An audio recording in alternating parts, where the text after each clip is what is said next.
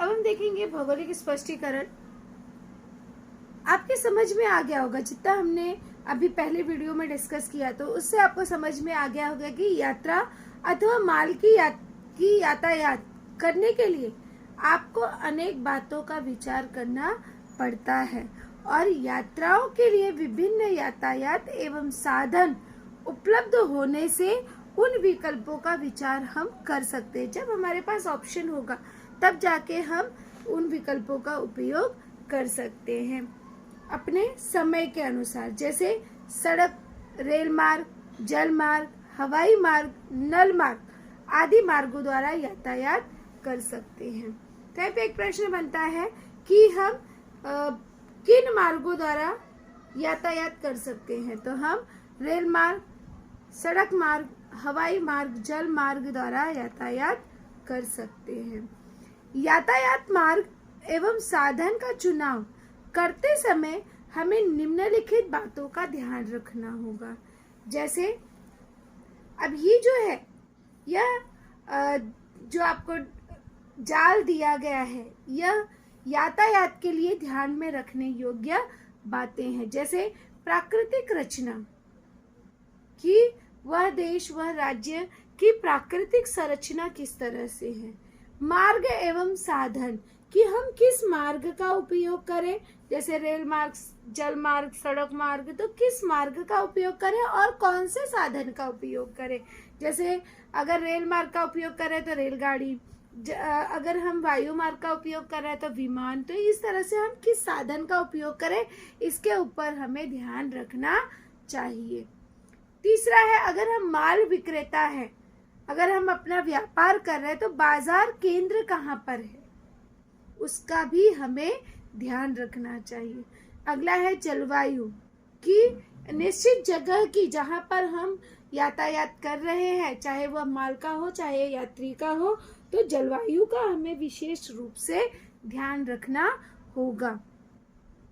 वस्तु का ध्यान रखना होगा कि हम किस प्रकार की वस्तु का स्थानांतरण कर रहे हैं। जैसे अभी हमने पहले वीडियो में देखा कि कोकड़ से हापुस आम अरब देश भेजना है, तो यह नासवान है, तो हम वायु मार्ग का उपयोग कर रहे हैं। पुणे से इंद्रायणी चावल का निर्यात करना है, तो चावल जो है ये नासवान नहीं है, तो इसके लिए हम जल मार्ग का उपयोग कर रहे हैं। तो किस प्रकार की वस्तु का हम यहाँ पर, किस तरह की वस्तु को हम भेज रहे हैं, वह भी हमें ध्यान में रखना है।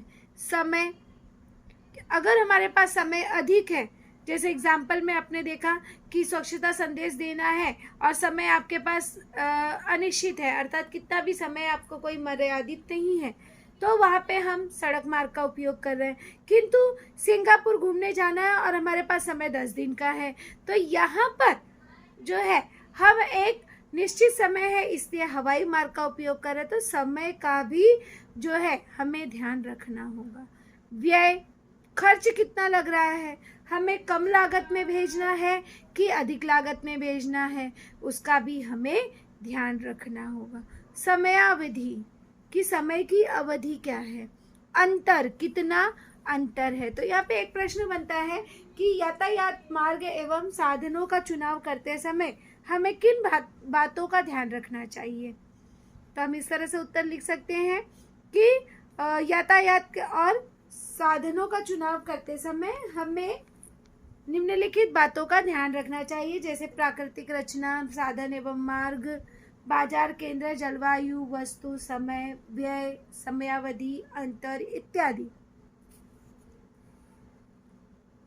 उपयुक्त बातों को ध्यान में रखते हुए यात्रा अथवा यातायात किया जाए तो अपना समय एवं व्यय बचता है। अगर हम इन सभी बातों को ध्यान में रखते हुए एक नियोजन से कार्य करते हैं तो हमारा समय भी बचता है और व्यय भी बचता है, अर्थात व्यय मतलब खर्च, व्यय का अर्थ होता है खर्च भी बचत होती है। यात्रा आरामदायी हो सकती है। माल को क्षति अर्थात नुकसान न होते हुए यातायात हो सकती है, अर्थात माल को जो है नुकसान नहीं पहुंचेगा और उससे सुरक्षित माल हम एक स्थान से दूसरे स्थान पर पहुंचा सकते हैं। जैसे उदाहरण के लिए कोकड़ से हापुस आम, अगर हम हापुस आम को जल मार्ग द्वारा लेकर जाते तो कोकड़ से अरब तक पहुंचने तक वह आम सड़ जाता। तो यहाँ पर वो उसका सही रूप से नियोजन नहीं होता, वह जो है सामान उसका उसे क्षति पहुंचती। तो इस तरह से हमें ध्यान में रखना है। ग्राहक द्वारा दी जाने वाली माल की कीमत केवल उत्पाद खर्च एवं निर्धारित न करते हुए उत्पाद खर्च एवं यातायात मार्ग पर आधारित होती है। तो जो कीमत हमें मिलती है उसमें कितना लागत लगता है, किसी वस्तु के निर्माण में कितना लागत लगता है, उसके बनाने में कितना खर्च लगता है, और उसके साथ ही साथ यातायात खर्च, उन सभी को जोड़कर मूल्य निर्धारित किया जाता है। माल की यातायात शीघ्र एवं सुरक्षित हो, यह आवश्यक है। तो माल की यातायात के लिए क्या आवश्यक है? माल की यातायात के लिए शीघ्र और सुरक्षित होना यह आवश्यक है। यातायात आर्थिक दृष्टि से किफायती होने से माल की कीमत कम रख सकते हैं। जब यहाँ पर यातायात में फायदा होगा, यातायात का खर्च कम होगा, तो जाके माल की कीमत भी कम हो सकती है। यातायात एक मूलभूत सुविधा है। खालिस्तान के लिए पूछा जा सकता है, खालिस्तान एक मूलभूत सुविधा है, तो हमें उत्तर मिल गया यातायात एक मूलभूत सुविधा है। और यातायात व्यवस्था में विकास यह देश और प्रदेशों के विकास का घटक मानक, विकास का मानक कहा जा सकता है। तो यहाँ पर यातायात और विकास का मानक क्या है? तो यातायात व्यवस्था में विकास यह देश और प्रदेशों के विकास का मानक कहा जाता है।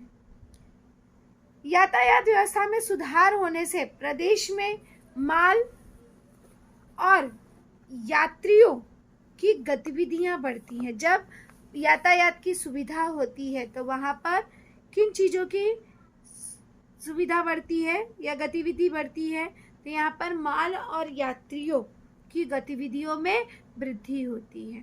वैसे ही उद्योग धंधों और बाजार केंद्रों का विकास होता है। इसीलिए आर्थिक विकास को गति मिलती है। तो आर्थिक विकास को गति कब मिलती है? जब माल और यात्रियों की गतिविधियों में बढ़ोतरी होती है और उद्योग धंधों में बाजार केंद्रों का विकास होता है, तब आर्थिक विकास को गति मिलती है। प्रति व्यक्ति उत्पन्न अर्थात PCI, per capita income. PCI का मतलब होता है पर कैपिटा इनकम, प्रति व्यक्ति की आय, और स्थूल देशांतर्गत उत्पादन अर्थात जीडीपी। तो यहाँ पे जीडीपी अर्थात ग्रॉस डेवलपमेंट प्रोडक्ट, यहाँ पे ग्रॉस देश के अंतर्गत जो उत्पादन होता है, इसमें बढ़ोतरी की जा सकती है। अब अगला हम देखेंगे कि मानचित्र का वाचन करते समय हम यातायात मार्गों का आकृतिबद्ध सहजता से देख सकते हैं। कुछ स्थानों पर यातायात मार्गों का हमें घना जाल दिखाई देता है, तो कुछ स्थानों पर विरल स्वरूप में अर्थात एकदम कम स्वरूप में दिखाई देता है। कुछ स्थानों में यातायात मार्ग नहीं के बराबर होता है, अर्थात बिल्कुल भी नहीं होता है, बहुत ही कम होता है। तो कहीं पर हम देखते हैं कि कोई प्रदेश में यातायात के मार्गों से किन कारणों से वंचित हैं और कौन से कारणों से यातायात का घने जाल निर्मित होते हैं। ऐसे अनेक प्रश्न हो सकते हैं, हमारे मन में उठते हैं। तो इन प्रश्नों को उत्तर ढूंढने के लिए हम प्रदेश के यातायात का मार्ग का मानचित्र और उसके साथ प्रदेश की प्राकृतिक मानचित्र को साथ में उसका अध्ययन करेंगे और उसे हम देखेंगे कि किस तरह से मैप रीडिंग आपको एग्जाम में भी करना है, क्योंकि मैप रीडिंग का क्वेश्चन आपको 4 मार्क्स के लिए पूछा जाता है। अब यहाँ पर एक मैप रीडिंग दिया गया है, मैप दिया गया है आकृति 11.1 और 11.2। तो यह जो आकृति है, आप इस आकृति को देख रहे हैं, यह जो आकृति है यह सातारा जिला का जल रूप और भू रूप है, अर्थात प्राकृतिक संरचना के बारे में है। और दूसरा जो आपको दिया गया है 11.2, यह आकृति जो है सातारा जिले की प्रमुख सड़कें और रेल मार्ग के बारे में है। तो अब हम देखेंगे कि किस तरह से हम इन प्रश्नों के कुछ प्रश्नों के उत्तर हम किस तरह से यहाँ पर मानचित्र के द्वारा दर्शा सकते हैं, अर्थात मानचित्र के द्वारा हम उसे बताने का प्रयास करेंगे। अभी ये जो आकृति है यह प्राकृतिक संरचना है, ये जो आपको आकृति दिख रही है, और यह जो आकृति है यह आपका प्रमुख सड़कें और रेल मार्ग पर है। अब हम इस पे आधारित कुछ प्रश्न पूछेंगे। जैसे यहाँ पे पहला प्रश्न आपको पूछा गया है, मानचित्र में कौन से प्रदेश में यातायात जाल अधिक है?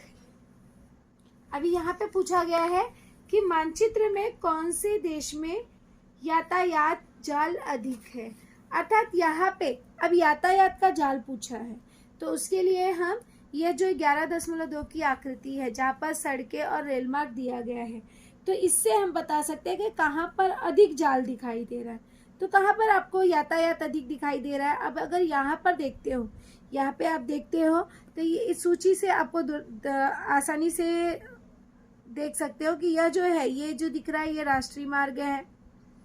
अन्य मार्ग जो पतली लाइनें हैं वो अन्य मार्ग हैं। जो ये ब्लैक वाली लाइन है यह आपका रेल।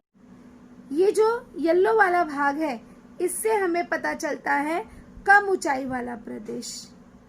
और इसके साथ ही यहाँ पर जो हमें ग्रीन वाला भाग दिया गया है, येलो वाले से हमें पता चलता है मध्यम ऊंचाई का प्रदेश, और ये जो ग्रीन वाला भाग दिया गया है इससे हमें पता चलता है कम ऊंचाई का प्रदेश।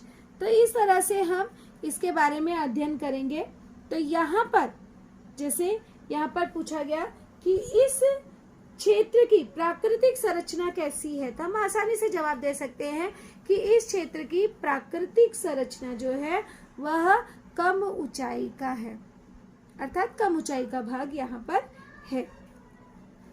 इसके बाद अगला पूछा जा सकता है क्वेश्चन कि यातायात का विरल जाल वाला प्रदेश कौन सा है। अब यातायात का जब पूछा जाता है तो तुरंत हम इसे देखेंगे।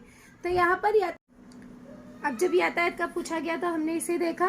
अब यातायात के लिए यहाँ पर पूछा गया था हमें क्वेश्चन कि विरल जाल वाला प्रदेश कौन सा है। तो यातायात के लिए विरल प्रदेश जो है सबसे कम यहाँ पर अगर हम देखते हैं तो पूर्वी भाग, यहाँ पर यातायात के साधन कम है। यहाँ पे आप देख रहे हो कि अन्य मार्गों का उपयोग किया जा रहा है, किंतु यहाँ पर रेल मार्ग या सड़क मार्ग या हवाई मार्ग की व्यवस्था, जल मार्ग की व्यवस्था हमें नहीं दिखाई दे रही है। तो इस तरह से हमारा उत्तर हो गया कि यातायात का विरल जाल वाला प्रदेश मानचित्र का पूर्वी भाग है।